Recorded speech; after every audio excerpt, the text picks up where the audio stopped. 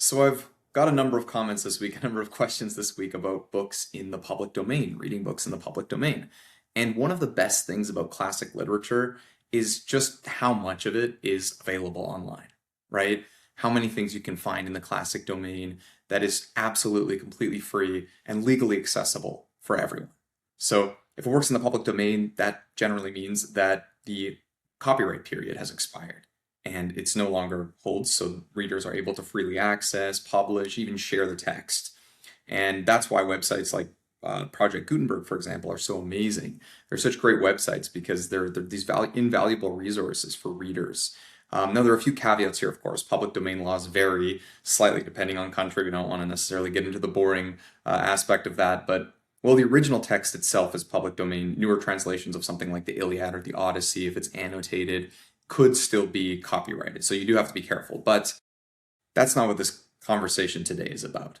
If you want to read something in the public domain, there are so many works to choose from, right? So many wonderful things you could choose from within this enormous library that's just completely free and available. And I wanted to put together a list. So today I came up with 18 wonderful public domain books to start with, depending on what kind of reader you are. So this is a little bit of a different video, but depending on the type of reader, different kinds of public domain. So here are the 18. Let's get right into it. For readers who love psychological literary fiction, I would start with Bartleby the Scrivener by Melville. This is a wonderful place to start if you're looking for a read. It's a little bit more, I don't know, it's strange, it's minimal, but it's still very existential in a way that you would expect when reading Melville, but you don't have to go all the way into Moby Dick, right? It's a very short work, and it somehow still feels very modern, very unsettling. The famous phrase from it, "I'd prefer not to," has become a meme, I think. So it's definitely got a lot of cultural influence, but it's surprisingly profound. I would recommend this for people who love Kafka, modernist, absurdist fiction. It's a really great gateway into that kind of reading. Another one I'd recommend is The Scarlet Letter by Nathaniel Hawthorne. This is wonderful for readers that are interested in ideas relating to morality and guilt and public pressure. And it's very psychologically rich. It's got wonderful character depth. It's just a great place to start if you're looking for one of those books that often gets assigned in school and that you didn't love or didn't read, but forgot how amazing and emotionally layered and sharp that it really was. So if you're looking for something that feels like literary fiction, feels like super exciting to read, but is a classic, this is an excellent choice. Probably where I would start. One of my favorites, arguably one of the great American novels. And the third one here would be The Idiot by Dostoevsky. This is if you're looking for something a little bit more philosophical, emotionally intense.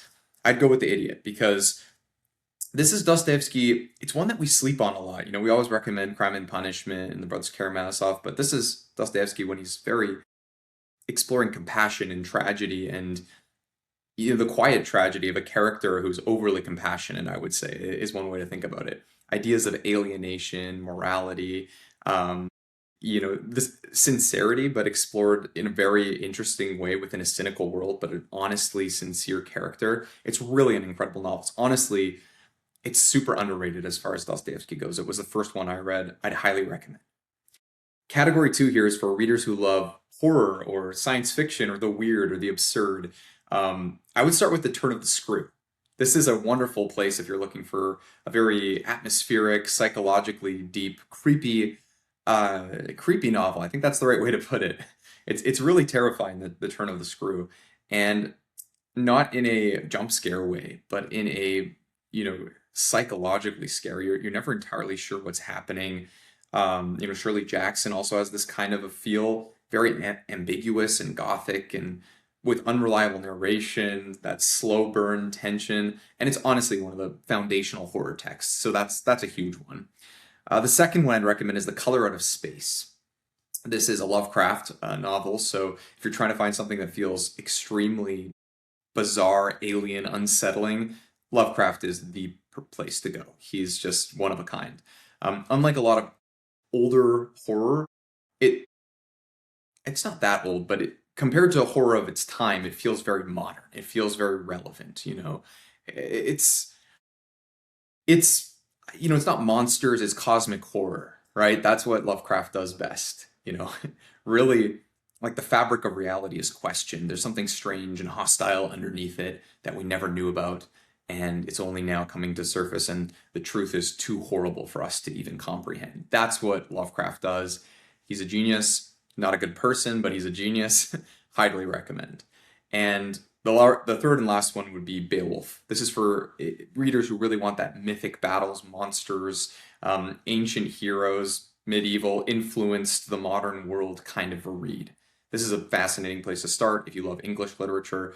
Old English is saturated by Beowulf. It is just simply the most important work of that era, and it's surprisingly approachable. Way more than you would think. Obviously, if you're reading it within a modern English translation. Unless you speak Old English, then go ahead and try that, but I wouldn't necessarily recommend that as a starting place. If you love fantasy literature like Tolkien, you can really feel the DNA of Lord of the Rings, for example, in Beowulf. This is so, I mean, Tolkien explicitly is influenced by this, but you can really see it. And it's a great place to start. Totally awesome within the public domain as well. For readers that are interested in philosophy or wisdom or kind of meditative reads, I would start with Meditations by Marcus Aurelius. If you're looking for something reflective, calming, deeply practical that's going to be able to make tangible changes in your day-to-day life right now, it's a great place to start. It might be over-recommended, I don't know, but I love this book. It wasn't originally written for publication, so it's kind of cool to read these private reflections of a Roman emperor trying to live the eudaimonia, like the life well examined, good life. It's very virtue ethics without being virtue ethics. Of course, it's stoicism, right? So it's a little bit different, but it's just living the good life. That's all he's concerned about. And his personal philosophy is stoicism, self-discipline, mindfulness, personal growth. It's so relevant today. There's a reason everybody talks about it. It's in the public domain. It's totally worth reading. Another one is the Tao Te Ching or Tao Te Ching by Lao Tzu. This is, if you really want something more, it's almost poetry in a way, right? But super philosophically rich and deep and exploring Eastern philosophy. We're very saturated with Western philosophy a lot of times, and we forget that some of these ancient texts, most notably perhaps Tao Te Ching, is just such a beautiful way of understanding life. What is the ineffable components of philosophy? What are the ways of life? The way that it's written is just so rich, and it really, I think you can reread it at different phases in life and it will hit you differently. So I don't want to go too deep into that, but that's one I would highly recommend. And the third one is The Art of War. So this is for readers with an interest in politics and strategy and business, or if you like military history, this is another one that I think you'd find absolutely fascinating. Even for people who have kind of never read this style, it's really worth reading. It's such a short book that you might as well just read it, right? And it's in the public domain, so it's not going to cost you anything. And it's one of those books everybody talks about as well. So you will understand the influence of this book. And I think, and even the people who haven't read it, you've heard of the influence of The Art of War. It's so broadly applicable. Business CEOs and business owners and artists, everybody talks about it, right? So another one in the public domain. The fourth category is for readers who are looking for adventure or like science fiction. One you could start with is The Lost World. This is an Arthur Conan Doyle one as well. If you're looking for something fun and adventurous, it's really light, easy to get lost in. Obviously Sherlock Holmes is great as well, but this is another fantastic one. Dinosaurs, exploration, hidden civilizations. It feels like this, it feels like what a lot of modern adventure fiction is really based on. You can see the influence, right? It's so readable. It's really one of the easiest entry points on this list. So that's another fun, light, fast, awesome read in the public domain. Another one is The Time Machine by H.G. Wells. If you're looking to find something that feels very modern, ahead of its time, The Time Machine is fantastic. So when I first read this, I remember I was studying some of Einstein's writings simultaneously, and I was like, he wrote this before Einstein? Like it's so interesting. I mean, obviously it's all imaginative and it's fiction, but there's some stuff that almost feels like, relativity. It's very interesting. So definitely worth reading. The social commentary beneath the science fiction is another reason why, H.G. Wells is really good, right? With dystopian speculative fiction, you want not just the surface level, but you want to figure out what's going on. He's got lots of other ones, The Island of Dr. Monroe, The War of the Worlds. So you could start with any H.G. Wells, but that's where I would start with because it's very short. Another one here is 20,000 Leagues Under the Sea. Yeah, so this is a really good one to start with as well, especially for readers who are looking for a really immersive world building. It's super imaginative as well, similar to The Invisible Man, but 20,000 Leagues Under the Sea, you know, it's one of these ones that I think sticks with us in our collective imagination. Captain Nemo is like one of these great literary anti-heroes that influenced so many others after him. And again, this one captures the sense of wonder and discovery that maybe only in the 19th century, writers really, 18th and 19th century, really held, because it's somewhat critical for all later science fiction. There's a little bit of, maybe with the exception of sci-fi going in space, the travel narrative was never as, we'd already kind of explored most of the islands, most of the world. There wasn't this sense of like, what is going to be on the other side we've never seen before. Anyways, that's another one. And I think Jules Verne is another one we don't talk enough about. He's so great. He's so influential and just a great writer. So anyways, I rambled a lot on that one. So we'll get to the fifth category, which is readers who love poetry. And I would recommend, there's so many poems to recommend. The poems of Christopher Marlowe.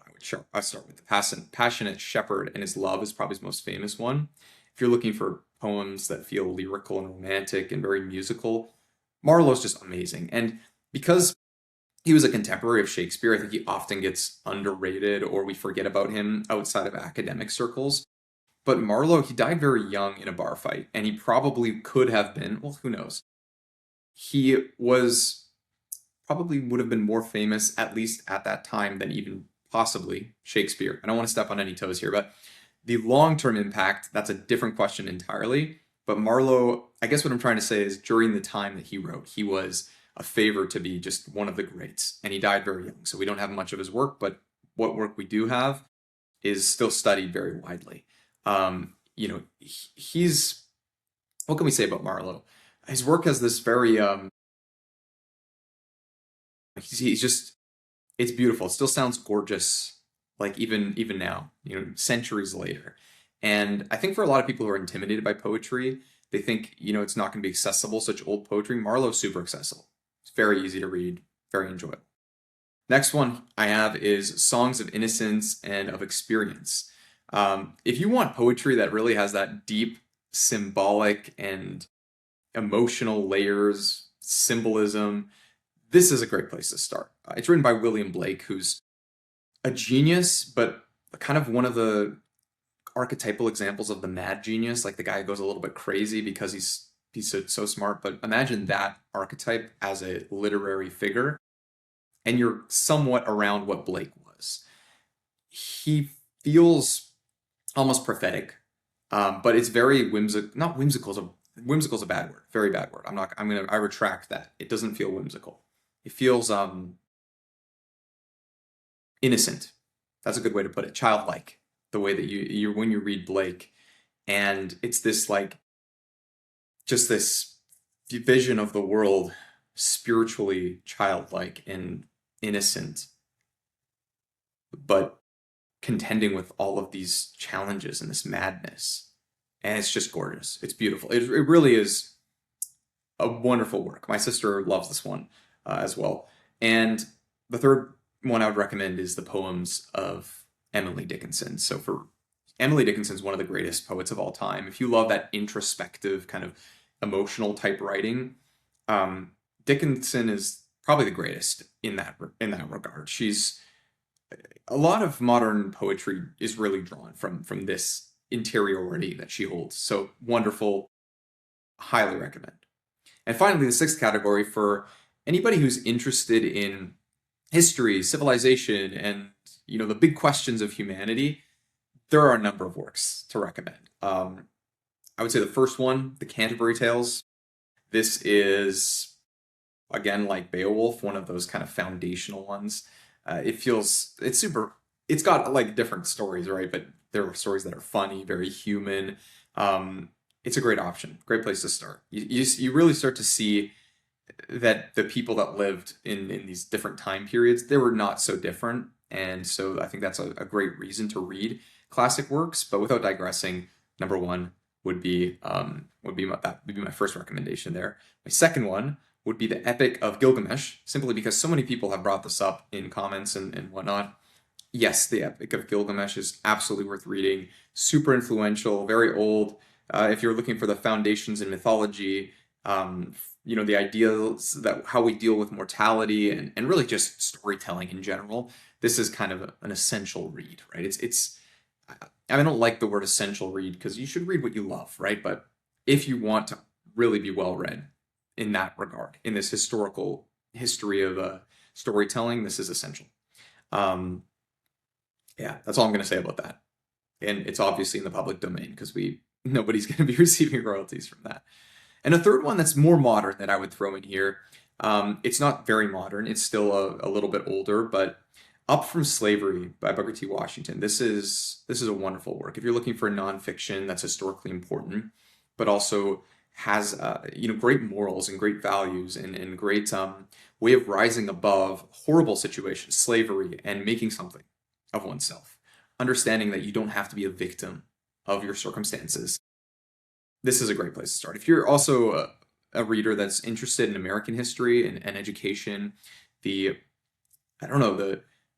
perseverance that some of these great men, particularly African American men, had to fight for social change, this is one of the foundational autobiographies in American literature. It's just absolutely worth reading. So anyways, those are 18 books in the public domain in 6 different categories.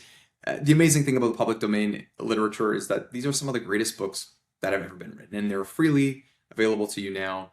You don't need anything. You could have a library card or just internet access, and that's all you need. And I honestly think a lot of readers will be surprised at how accessible and approachable most of these books are. Not every single one equally, but most of these are great. And not every classic is dense or intimidating. Some are funny. Be interesting to do a video on that, just the funniest classics, adventurous, philosophical. There's so many, different categories that we can have when we're looking at great literature. So anyways, I just wanted to share 18 public domain books for those of you that might be interested. And I'm interested in the comments, what's your favorite public domain book or book that was written that is easy or free to access that you think someone should start with? That would be much appreciated. And if you like this video, please do like and subscribe, and I will see you guys very shortly. Take care, and God bless.